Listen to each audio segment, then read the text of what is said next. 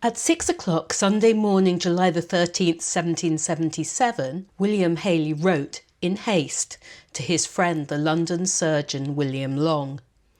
My very dear Long, I believe you love me as sincerely as it is possible for man to love the most cordial of his friends. I am going to put this affection to the strongest trial in a matter of the utmost moment, requiring the greatest secrecy and dispatch, upon which will depend the happiness and existence not only of your single friend, but of several beings who have a high place in your regard. What I have to request of you is that in defiance of all difficulty, inconvenience and trouble, you will fly to Ringwood in Hampshire by 12 o'clock on Wednesday morning. Disregard, I entreat you, all minute attention to expense in the conduct both of this expedition and all the subsequent business which I must now explain to you as briefly as I can. Know then that a most amiable little friend, whose name I need not mention, is most unhappily in an advanced state of pregnancy. The particulars of this most unhappy affair you shall hear at more leisure. I must confine myself now to what is necessary to be done without losing a moment. You must know then that her brother discovered this affair, and though in the utmost agonies of distress,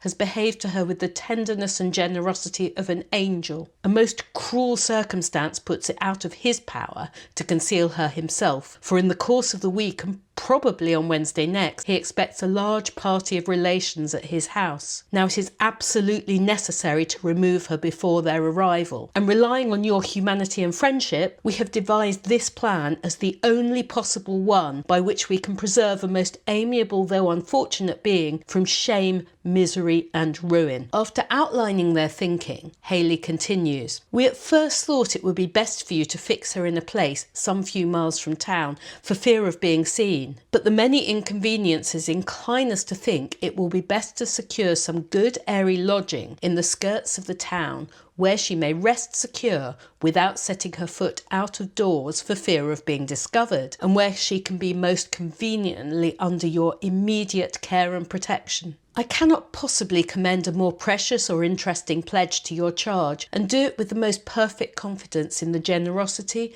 and nobleness of your friendship. I make no apology for the inconvenience and troubles attending it. You see the very pressing nature of the circumstances.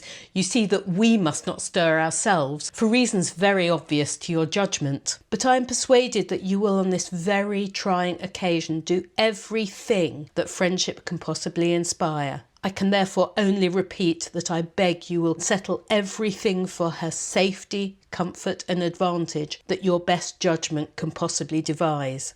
Hayley signs off in a way that quietly reveals more, but also in a way that still offers plausible deniability. By this confiding to you the inmost secrets of my soul, I at least prove that I esteem you as the dearest of all my friends.